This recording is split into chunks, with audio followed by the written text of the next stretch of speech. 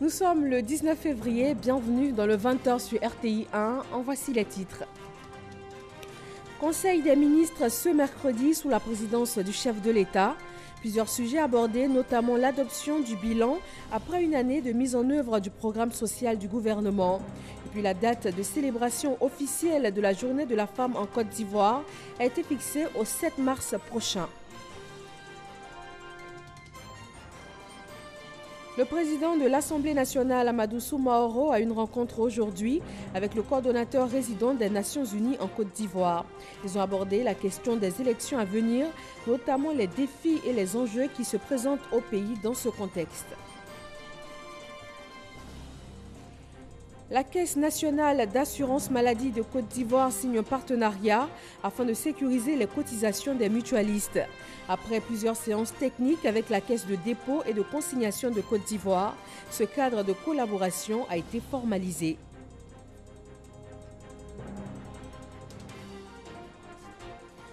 Et puis au Mali, la question d'un éventuel dialogue avec les djihadistes de nouveau au devant de la scène. Après les déclarations du chef de l'État, c'est au tour du haut représentant de la mission de l'Union africaine pour le Mali et le Sahel d'aborder la question. Pierre Buyoya a tenu une conférence de presse. Merci de nous rejoindre ce soir encore pour l'actualité sur RTI 1. Le programme social du gouvernement a 1 an. À cette étape, le gouvernement a dressé le bilan ce mercredi lors du Conseil des ministres. Il en ressort un taux d'exécution financier de près de 90%. Des investissements qui ont permis d'améliorer les conditions de vie des populations. Viviane Aïma. Le Conseil des ministres de ce mercredi 19 février, sous la présidence du chef de l'État, a fait le bilan de 1 an de mise en œuvre du programme social du gouvernement, le PS-Gouv 2019-2020.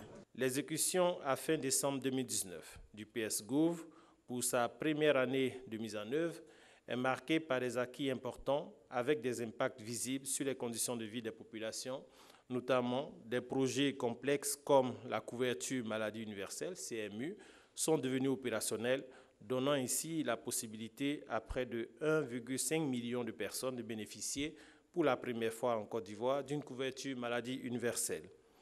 Le taux de couverture nationale en matière d'électrification est également passé de 33% en 2011 à 69% à fin 2019 pour faire du courant électrique dans les villages une réalité perceptible. En outre, les conditions d'études des élèves ont été améliorées avec le recrutement par le gouvernement de 17 226 enseignants en 2019 et l'équipement des écoles en tablement. L'eau potable est de plus en plus accessible dans les villages grâce à la mise en état de fonctionnement de 2665 pompes villageoises en 2019. Les programmes d'emploi jeunes ont permis à 73 489 jeunes de bénéficier de l'accompagnement effectif de l'État vers l'insertion dans la vie professionnelle. De nombreuses localités rurales ont vu leurs conditions de circulation améliorées grâce à l'entretien de 18 434 km de pistes, en plus de l'amélioration significative du réseau routier urbain et interurbain. Ces réalisations traduisent un taux d'exécution financière du PS-Gouv à hauteur de 89,9% à fin décembre 2019, soit 332 milliards de francs CFA investis sur 369,5 milliards de francs CFA de ressources disponibles en 2019. Le Conseil des ministres a donné son accord pour l'organisation le 7 mars 2020 de la Journée internationale de la femme en Côte d'Ivoire. Le Conseil a adopté une communication relative à la célébration de la Journée internationale de la femme, en abrégé GIF 2020.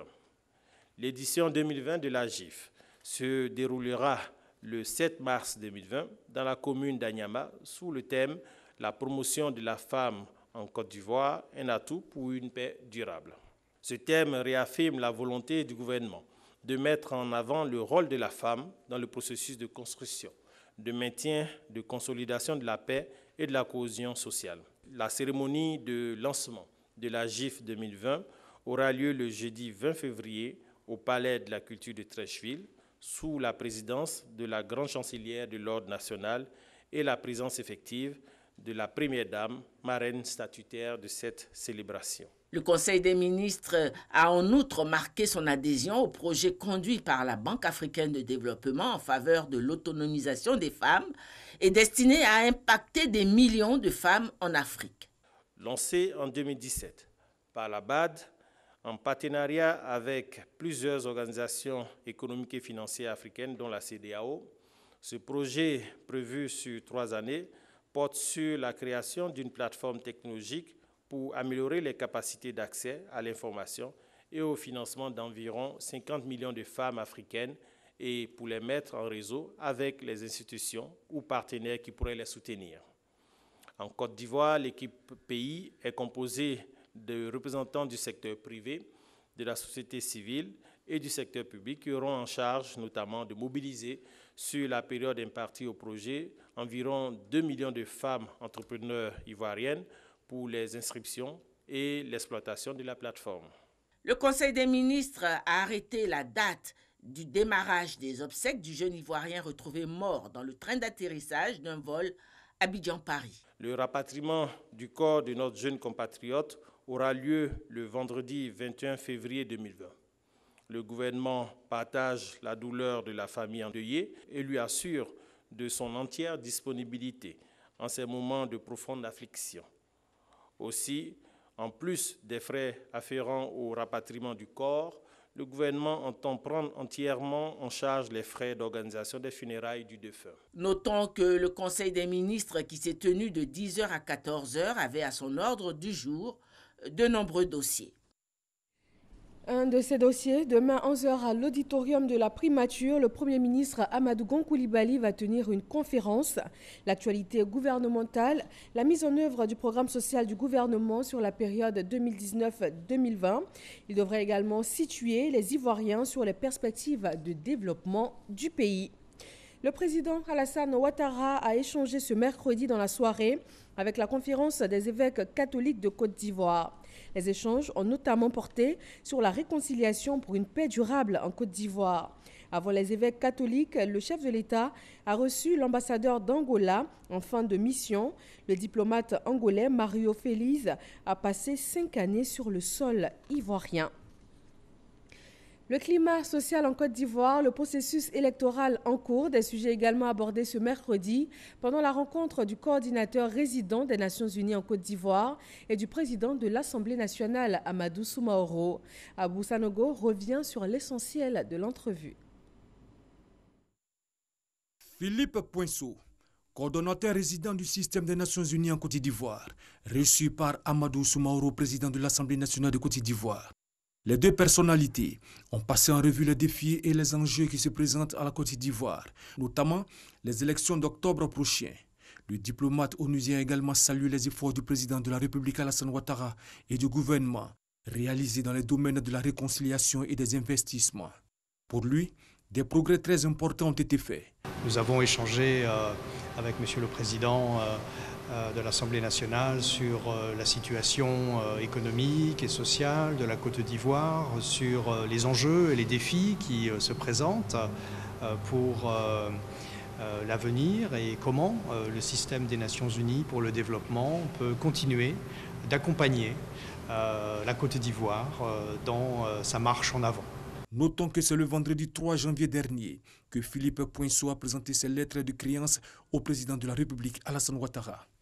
Et nous revenons sur cette rencontre du chef de l'État en fin d'après-midi donc avec la conférence des évêques catholiques de Côte d'Ivoire. Ils ont échangé sur la réconciliation et sur la paix durable dans le pays.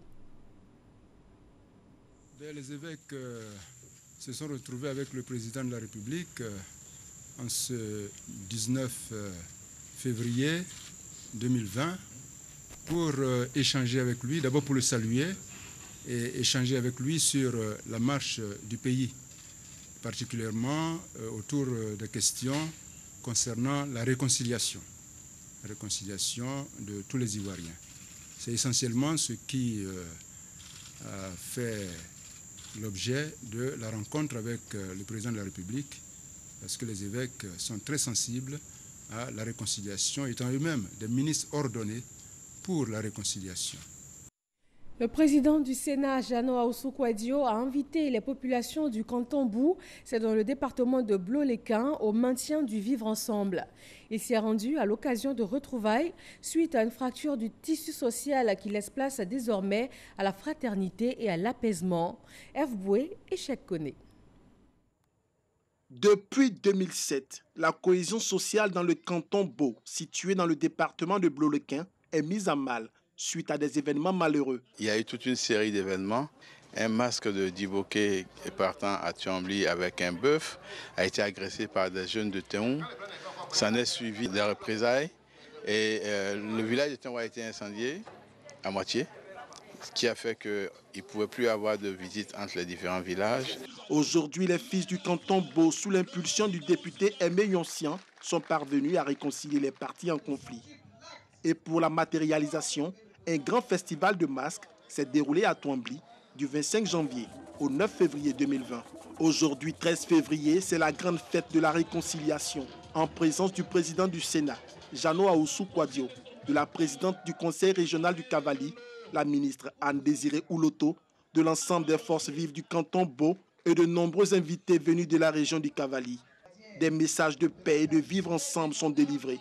Jano Ahoussou-Kouadio a invité toutes les populations du Cavali à résolument tourner dos à la violence et à demeurer unis autour des idéaux de paix et de développement prônés par le RHDP du président Alassane Ouattara afin de continuer à bénéficier des fruits de la croissance. Le président Ouattara a prévu 1000 milliards, on appelle ça, fonds pour des fonds spéciaux pour pouvoir mettre un programme social, c'est-à-dire ramener tous les villages à un certain niveau. Tous les villages doivent avoir de l'électricité, les villages doivent avoir de l'eau, les villages doivent avoir des écoles, les villages doivent avoir des centres de santé. C'est ça, le milliard, 1000 milliards. 1000 milliards, c'est prévu pour ça. Il faut bien aller prendre notre part. Ce n'est pas en faisant la guerre ici en disant moi je suis fort, j'ai tué 10 personnes. C'est pas ça qui va faire avancer. Bien avant de communier avec les populations du Cavali à Tchambly, le président du Sénat a marqué une escale à Théon pour déposer une gerbe de fleurs sur la tombe du ministre Dagobert Banzio, illustre serviteur de la Côte d'Ivoire, décédé en août 2017. À Agboville, dans l'Agné-Biatiassa, on célèbre aussi le vivre ensemble et la cohésion. Les ministres Amédée Kouakou et Maurice Bandama ont convié la communauté baoulé. C'était lors d'une rencontre dans le cadre de l'installation du chef de la communauté Walebo et de la présidente des femmes Walebo vivant à Agboville, Léon Prou. Voici le nouveau chef et le bureau des femmes Walebo, ce sous-groupe baoulé, originaire de Sakassou au centre, vivant à Agboville, région de l'Agné-Biatiassa au sud de la Côte d'Ivoire.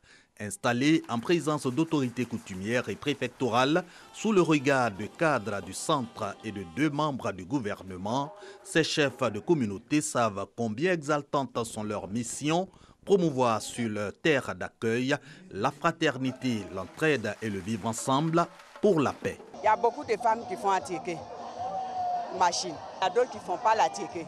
Eux aussi, ils ont besoin d'argent pour faire le commerce, pour sortir de la pauvreté. Nous venons de Sakassou-Bouaké. S'il y a la guerre ici, on ne peut pas marcher parti. On a construit, on a des maisons ici. On est beaucoup plus à Bec que Baoulé actuellement. Donc nous souhaitons la paix, rien que la paix.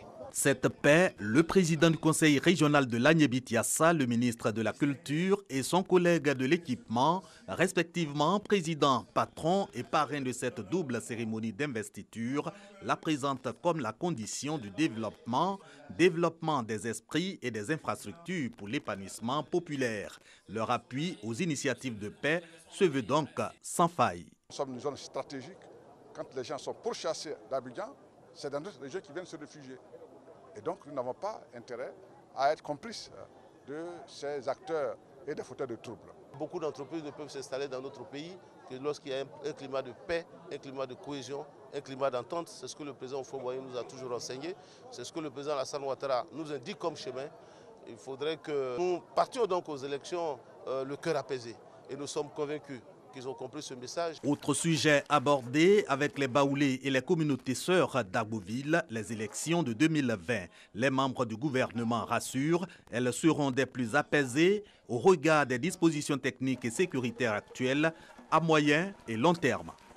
Du Oualébo, dans le sud de la Côte d'Ivoire, à Abidjan, la capitale économique, le sujet de la cohésion est au cœur de toutes les actions. Au cours d'une conférence, l'Association internationale des ambassadeurs libres Ensemble de la francophonie a exposé son programme d'action pour la période préélectorale. Le reportage de Marie-Laure Magnessé est commenté par Abou Sanogo. Sa mission est d'encourager les attitudes de paix et de cohésion sociale. L'AILEF, l'Association internationale des ambassadeurs libres Ensemble de la francophonie, engage une lutte contre la radicalisation, les dérives langagières en période électorale. L'organisation a tenu une rencontre d'échange sur les prochaines élections. Nous serons présents. Qu'il y ait la flamme de l'amour. La flamme de l'amour, c'est très important. C'est la convivialité, c'est la paix, c'est la sérénité, c'est se parler, c'est communiquer, c'est avoir de bons rapports, le bon voisinage. C'est ça le plus important en Côte d'Ivoire. Artistes, chefs d'entreprise, journalistes, 34 membres issus de différents secteurs d'activité ont participé à cette conférence. La sensibilisation de nos confrères, de nos compères dans leur façon de travailler, de faire en sorte de ne pas véhiculer les discours de haine. C'est vrai que c'est la liberté d'expression, la liberté d'informer, mais la paix est précieuse. Nous avons une fédération de plus de 100 pasteurs. C'est avec ceux-là que nous sillonnons les amours, les villages, les endroits et nous propageons le message de la paix. Nous avons un projet, d'abord un album pour la paix qui sera accompagné d'une caravane de paix dans toutes les villes de Côte d'Ivoire pour chanter la paix. Depuis sa création en 2017, l'AILEF engage la société civile dans ses actions de paix. Pour cette année, conférences, colloques, galas d'union et de solidarité sont retenus. Ces activités visent à mettre autour d'une même table différents leaders politiques pour une élection zéro mort, a laissé entendre le président de l'association. Un reportage signé Sidonie Davila. Dans le sud-ouest de la Côte d'Ivoire, 2 jours après la visite de travail du Premier ministre dans le Boclé, les populations se sont retrouvées à Sassandra afin de dresser un bilan de ce passage de Amadou Gon Coulibaly dans leur région, surtout en termes de retombées et d'amélioration de leurs conditions de vie. Sam Konan. Le corps préfectoral, les élus et cadres, les chefs traditionnels et de communautés et les responsables d'associations, tous étaient réunis dans la cour de la préfecture de Sassandra pour dire merci au Premier ministre Amadou Gon Coulibaly pour avoir effectué une visite de travail de 3 jours dans le Boclé. Une visite, selon eux, qui apporte le développement. Au nom de la région du Boclé, dire un grand merci au Premier ministre Amadou Gon Coulibaly. Lui dire merci d'avoir accepté de venir passer 72 heures à Sassandra, à Fresco, mais lui dire merci d'avoir apporté la joie de vivre dans notre région. Et à travers lui, dire merci au président de la République, Alassane Ouattara. Aujourd'hui, nous vivons les résultats positifs de nos choix. Aujourd'hui, nous avons des imports de pêche. Nous avons eu le marché, le plus beau marché. Nous avons eu 10 km de goudron. Nous avons un CHR qui va être construit pour la région du Boclé. Nous avons des lycées professionnels qui vont être construits. La côtière, elle est en train d'être reprise dans une première phase. Lipoyo, Kadrokpa, Arokpa, qui ne buvait que d'eau de marigot, se retrouve aujourd'hui en train de tourner un bouton et il y a de l'eau et de l'eau potable. Des cantons tout entiers qui n'avaient jamais eu de la lumière et qui aujourd'hui, avec un petit bouton, ont la lumière. D'ici 2020, tous les villages seront presque éclairés. Qu'est-ce que nous, là, nous cherchons? Nous ne sommes pas des masos pour aller vers des personnes qui ne nous apportent rien. Et aujourd'hui, la personne qui nous apporte le développement, c'est le président Ouattara et c'est le Premier ministre Amadou Gon. Les populations du Boclé reconnaissantes ont décidé de soutenir le président Alassane Ouattara afin de bénéficier davantage des actions de développement. Les élus et cadres ont remis des climatiseurs au corps préfectoral au nom du Premier ministre. La Caisse nationale d'assurance maladie de Côte d'Ivoire signe un partenariat afin de sécuriser les cotisations des mutualistes. Après plusieurs séances techniques avec la Caisse de dépôt et de consignation, ce cadre de collaboration a été formalisé. Francis Boifo. Après la Caisse nationale de prévoyance sociale CNPS, la Caisse générale de retraite des agents de l'État CGRAE, la Caisse des dépôts et consignations de Côte d'Ivoire signe un partenariat avec la Caisse nationale d'assurance maladie de Côte d'Ivoire, CNAM. Et nous avons, pour mission de gérer, de sécuriser, disons les ressources publiques et privées.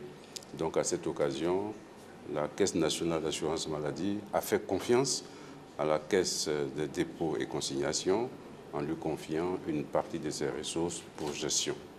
Je pense que ce partenariat devra être bénéfique pour l'ensemble des Ivoiriens.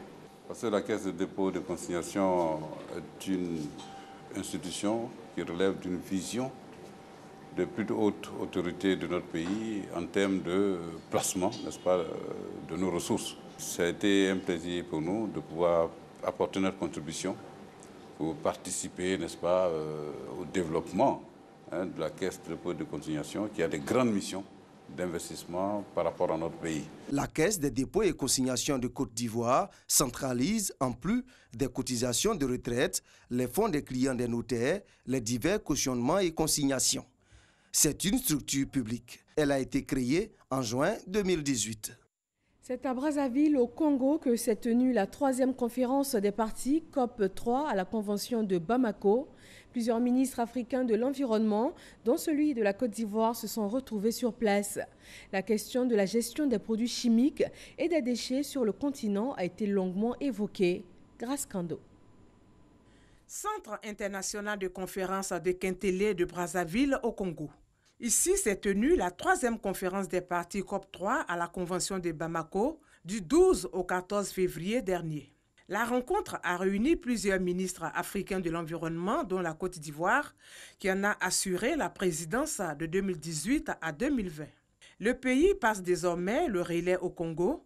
La Convention de Bamako porte entre autres sur l'interdiction d'importer en Afrique des déchets dangereux ainsi que leur déversement dans les océans et le contrôle des mouvements transfrontaliers de produits toxiques.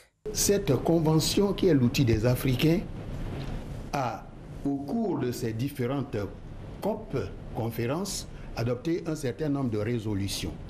Mais ces résolutions ne peuvent avoir le poids nécessaire pour leur opérationnalisation, pour permettre à l'Afrique de se débarrasser de ces substances chimiques et de ces déchets dangereux, que si le poids politique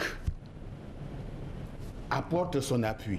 Une telle convention ne peut pas être opérationnelle si les moyens financiers n'existent pas. Donc la question des contributions des États se pose. La Convention de Bamako est donc un outil qui marque la volonté des pays africains de protéger leur santé et leur environnement. C'est pourquoi le ministre Joseph Seka Seka invite ses pairs à se l'approprier. Depuis sa mise en fonction, sur 54 États, seuls 29 États ont adhéré et ratifié la Convention de Bamako. C'est notre instrument.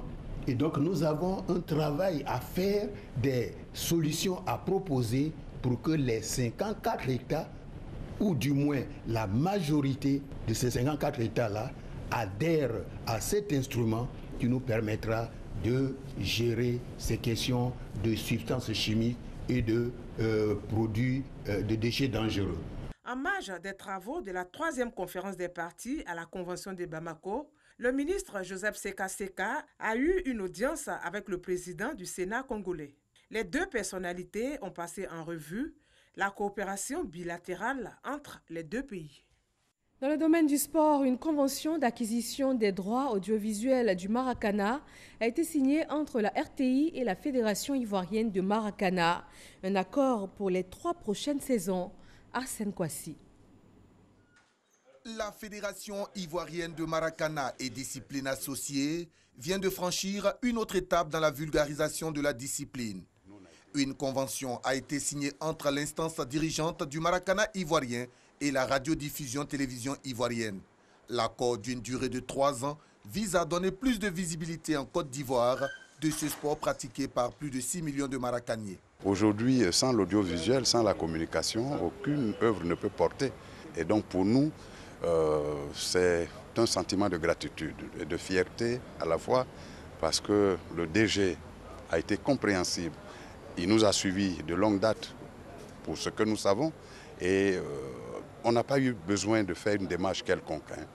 Il nous a appelés à la signature de ce protocole qui est consensuel. Ce protocole fait de nous un partenaire privilégié pour la promotion du Maracana dans notre pays et pas seulement. Vous savez qu'aujourd'hui le Maracana a pris tout le continent africain et est devenu mondial. Avec ce mariage de raisons, le Maracana se donne encore plus de moyens d'aller à la conquête du monde. Grand Alépé, dans le sud-est ivoirien, a un nouveau chef. C'est dans la pure tradition que le 32e chef de ce village a été installé. Il a par la suite reçu son arrêté de nomination préfectorale. On va sur place avec Abou Sanogo. Le village de Grand Alépé est situé sur l'axe Abidjan-Alépé-Mzikro, à 35 km d'Abidjan et à 12 km d'Alépé, le chef-lieu du département. Les originaires du village de Grand Alépé sont des Akié-Lépins. La société traditionnelle ici repose sur 2 institutions principales, les clans ou grandes familles et les générations. Il y a 3 générations Fokwe, en langue locale, composées des Djigbo, des Nyando et des Mbéchoué. Quand arrive le moment de désigner un nouveau chef de village, les chefs des 3 générations s'entourent d'une équipe restreinte de leurs collaborateurs et organisent des concertations discrètes. Ils se prononcent sur des propositions à eux faites. Ainsi, depuis le jeudi 23 mai 2019, leur choix s'est porté sur Obi Ake Adoujoachien, qui après son intronisation le 20 juillet dernier, est investi 32e chef de village de Grand Alépé, en présence de l'inspecteur général d'État, Awa Ndoli Théophile, représentant le vice-président de la République Daniel Kablan-Duncan, et Patrick Hachi, président du conseil régional de l'AME. Le 32e chef de village a été investi avec ses 19 notables par les chefs sortants. Moment important pour le peuple Akié-Lépin.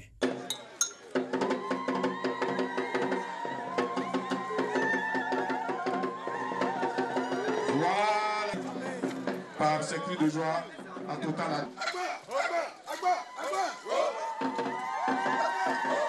Je ne peux que leur dire merci.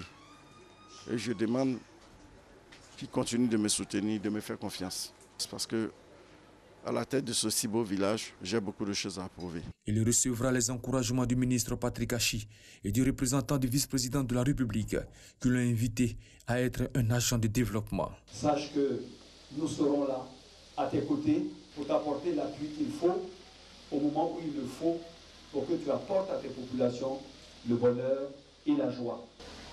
C'est dans l'union, la cohésion et l'entente autour de votre chef qui constitue le pilier de la stabilité sociale que vous pourrez construire harmonieusement Grand Alépé. Officier de forces armées de Côte d'Ivoire, Obi Ake Adoujoachien a été élevé au rang d'officier de l'ordre du mérite ivoirien par le président de la République Alassane Ouattara. Par ailleurs, il a été nommé en qualité d'attaché de défense adjoint à l'ambassade de Côte d'Ivoire au Ghana. Plus que quelques jours avant le scrutin présidentiel au Togo, plus de 3 600 000 Togolais sont attendus aux urnes le 22 février prochain. À la veille de la fin de la campagne électorale, les candidats sont sur tous les fronts. Nous retrouvons Sidonie Davila et Adama Kéré, nos envoyés spéciaux au Togo, à plus de 700 km de la Côte d'Ivoire. Pour le dernier virage de la campagne qui a démarré le 6 février dernier, les candidats affûtent leurs armes pour la conquête des électeurs. Mohamed Kassouna Traoré, du mouvement citoyen pour la démocratie et le développement, MCD, est candidat pour la 2e fois à la présidentielle.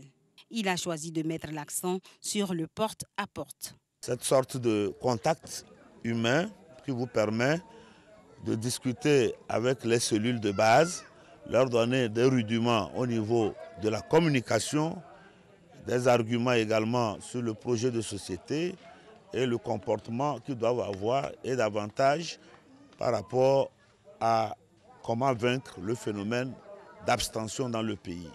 Le leader du parti Santé du Peuple, Georges William Kouissan, a également opté pour la proximité. Il s'est rendu au marché pour partager et expliquer sa vision, son programme aux populations. Nous n'avons pas fait l'économie de leur dire de voter Santé du Peuple, de voter massivement Santé du Peuple le 22 février prochain, parce que nous avons conscience que nous avons un programme qui colle avec les réalités politiques et socio-économiques de notre pays. Nous avons pris le temps d'abord de les écouter attentivement, d'entendre ce qu'elles ont à dire et leur faire comprendre qu'il y a de l'espoir pour notre pays dans les jours à venir. Le candidat du parti UNIR, Union pour la République, en lice pour un 4e mandat, Fort Essozimna Nyasingbe, est allé à la rencontre des populations pour une opération séduction. Je suis préoccupé dans notre pays par la difficulté que nos enfants, notamment les filles, ont pour poursuivre et achever leur cursus scolaire. Trop d'abandon, trop de filles déscolarisées, trop de grossesses précoces. C'est une préoccupation et nous devons y apporter des solutions. Jeudi 20 février, ce sera la fin de la campagne présidentielle au Togo. Entre rencontres de proximité, échanges et meetings, les candidats sont à l'assaut des électeurs pour convaincre. Et ils sont environ 10 000 éléments des forces de l'ordre et de sécurité à garantir la sécurité de ce scrutin au Togo. Ils ont exercé leur droit de vote ce mercredi à 72 heures de la présidentielle. Toute chose qui devrait leur permettre d'assurer la sécurité du scrutin le 22 février prochain. Merci à nos envoyés spéciaux que nous retrouverons tout au long de cette période électorale sur place au Togo. Le haut représentant de la mission de l'Union africaine pour le Mali et le Sahel a abordé la question de la crise malienne et d'un éventuel dialogue avec les djihadistes. Pierre Buyoya a tenu une conférence de presse. Il a fait le point de la situation sécuritaire dans la sous-région qui s'est fortement dégradée au cours de l'année écoulée. Selon lui, pour inverser la tendance, il faut revoir la gouvernance et la stratégie sécuritaire et surtout poursuivre les négociations avec les terroristes, comme l'a indiqué précédemment le président malien. Voilà, merci à tous de nous avoir suivis ce mercredi soir. Très bonne fin de soirée sur RTI 1.